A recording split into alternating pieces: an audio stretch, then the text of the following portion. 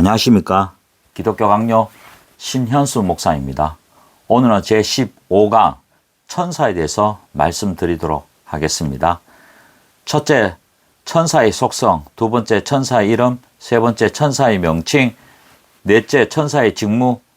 다섯째, 악한 천사들 사탄과 마귀. 마지막으로 여섯째, 사탄과 마귀에 대한 그리스도인의 자세에 대해서 말씀드리도록 하겠습니다. 첫 번째, 천사의 속성입니다. 창조된 존재입니다. 천사는 받았다라고 함으로써 천사의 창조는 증명이 됩니다. 시편 148편 2절에 있습니다.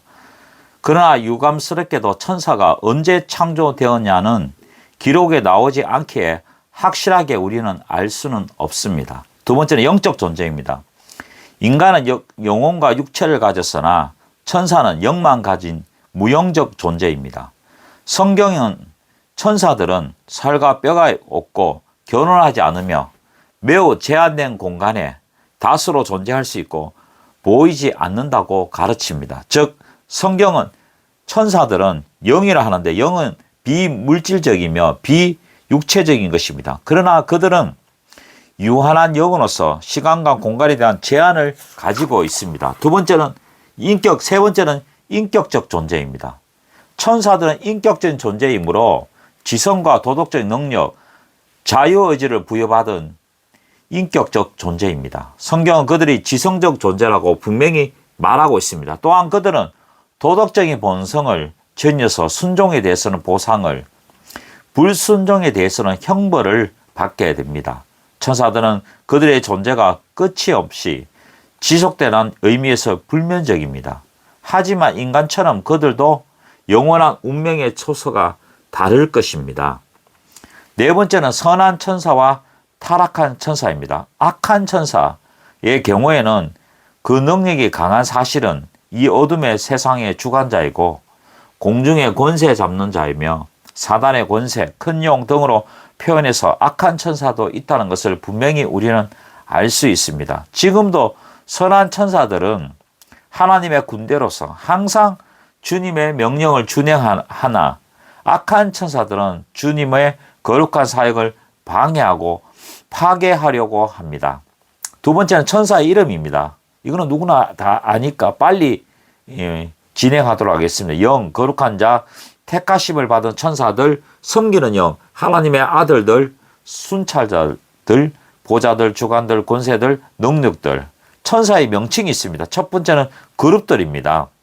그룹들은 나군의 입구를 지키며 속죄서를 덮고 하나님의 성막과 성전이 있는 그룹들 사이에 있다고 묘사되고 있으며 봉사자들입니다. 두 번째는 서랍들입니다. 이 서랍들은 하나님의 보좌 주위에서 그에게 시중을 들고 찬양하며 그분의 명령을 준행하기를 항상 준비하는 천사입니다.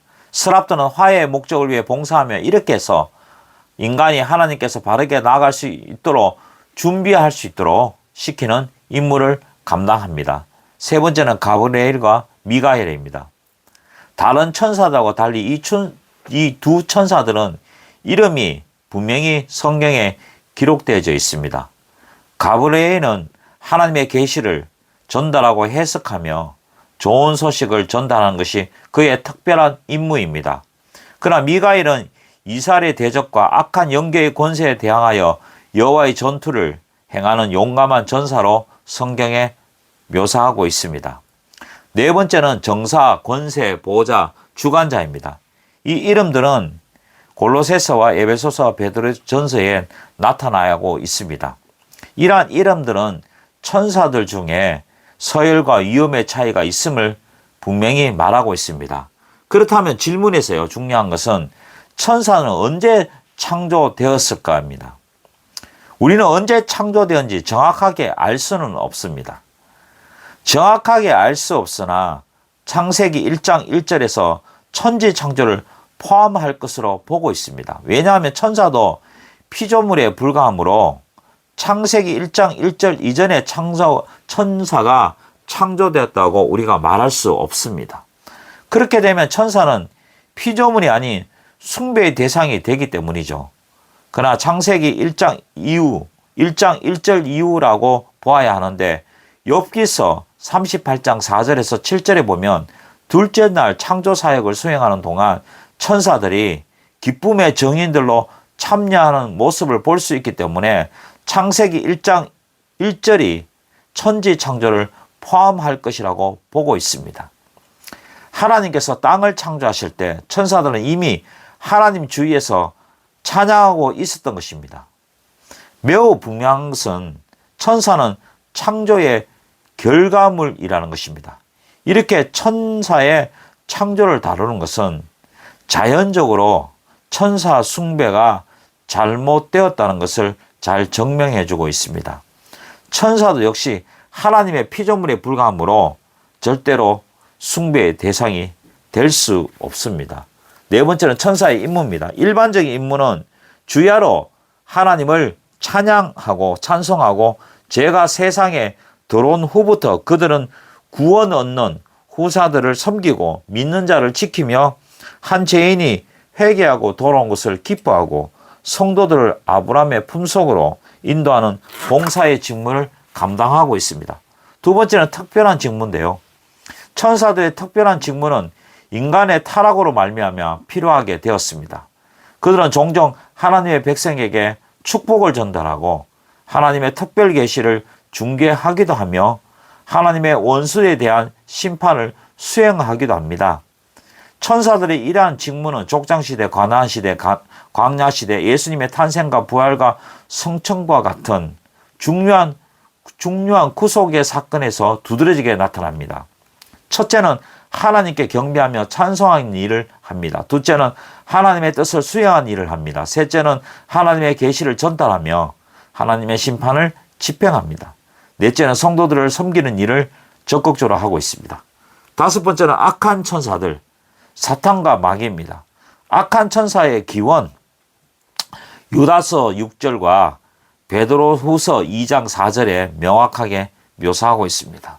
성경은 선한 천사 외에 또한 하나님을 대적하고 하나님의 사역에 대항하는 악한 천사들 있다고 말하고 있습니다. 악한 천사들 역시 하나님의 창조하신 피조물이지만 처음부터 악한 천사로 창조된 것이 아니라요. 다만 어떤 천사들이 그들의 원지위를 지키지 아니하며 그들이 창조된 원래의 상태에서 타락하였던 것을 성경은 분명히 암시하고 있습니다. 그러나 마귀는 인류 역사의 초기에 범죄하였고 그 후에 오래지 않아서 아담과 하와를 범죄케 하는데 성공하였다고 짐작됩니다. 그러나 천사들의 타락이 천지 창조의 6일에 끝나기 전 어느 때라고 볼 수 없습니다. 그 이유는 천사의 세계를 포함하여 천지 만물의 6일 동안 창조되었다고 보며 창조된 세계는 모두 선하였기 때문입니다. 이런 것을 볼 때 정확하게 우리가 말할 수는 없지만 마귀의 기운, 창세기 1장 31절과 33장 1절의 사이에 발생되었다고 보는 것이 타당합니다. 악한 천사의 이름입니다. 마귀, 공중의 권세 잡는 자, 이 세상의 임금, 신, 바알세불, 벨리아, 악한 자, 시험하는 자, 미혹하는 자, 뱀, 계명성으로 나타나 있습니다. 첫째, 다시 말씀드리면 천사는 하나님께 지음받은 피조물로서 영적이고 무영적인 존재입니다. 둘째는 천사들의 임무는 하나님을 찬양하며 섬기며 옹호하고 성도들의 시중을 드는 것입니다. 셋째는 원래 천사는 선하게 창조되었으나 일부는 자기의 위치를 떠나 교만하여 하나님께 반항하고 하나님의 지위까지 넘음으로 악한 천사가 되었습니다. 귀신들, 일명 타락한 천사들은 사탄의 부하로서 하나님의 백성을 미혹하고 죄인들의 악행을 부추기고 성도들을 그리스도에게서 분리시키고 육체적 고통, 종교적 핍박, 정신적인 문란, 도덕적 불교 등을 꾀하고 거릇된 교리를 유포하기도 합니다. 그러나 이러한 악한 영들인 사탄과 그의 추종자들은 하나님의 심판 때에 반드시 영원한 불과 유황못에 던져지는 심판을 받게 된다는 것이 성경의 교훈입니다. 우리는 천사가 아니라요, 오직 성경이 말하는 범위까지만 말해야 합니다. 우리의 추측과 상상력을 동원하여 천사에 관하여 말하거나 로마 카톨릭처럼 꿈이나 환상에서 본 것을 근거로 천사에 관해 말하지 말아야 합니다. 둘째, 천사의 타락은 분명 타락한 천사 자체에 있는 것이지 절대로 하나님께 있는 것이 아닙니다. 또한 활동은요, 천사의 활동이 있습니다. 그것은 바로 타락한 천사의 악한 영들은 하나님을 반역하고 모독하며 하나님의 사역에 방해하고 파괴합니다. 이들은 하나님의 백성을 미혹하고요, 죄인들의 악행을 조장합니다. 때로는 질병이나 정신적인 문란을 초래하고 자연재해를 일으키기도 하고 거짓 교리를 유도하고 이적을 행하기도 합니다. 그러나 이 모든 활동은 제한되고 하나님의 통제 속에 철저히 있습니다. 사탄의 타락의 결과입니다. 타락한 사탄은 모두가 최초의 거룩성을 상실하고 전적으로 부패했습니다. 타락한 천사 중 일부는 지옥에서 심판날을 기다리고 있습니다. 셋째는요, 일부의 천사들은 자유 상태에 있으면서 선한 천사들의 사역을 방해하기도 합니다. 천사의 타락은 최초의 피조물에 영향을 끼쳤습니다. 타락한 천사들은 미래 어느 날인가 땅으로 쫓김을 받고 심판을 받아 불못에 던져지게 될 것입니다. 그렇다면 두 번째 질문이 중요한데요. 오늘날도 천사들이 나타나는가 하는 문제입니다. 신약시대에서 성령님께서 자녀들 각자에게 함께 하셔서 직접 사람들을 인도하시고 지시하시며 깨우쳐 주시기 때문에 예수 그리스도의 구원 사역이 완성되었기 때문에 구원 계시를 전달하기 위해서 천사들이 더 이상 동원되거나 사역할 필요가 없어졌기 때문입니다. 구약시대와 신약시대 초기에는 천사들의 출현과 활동들이 많이 있었습니다.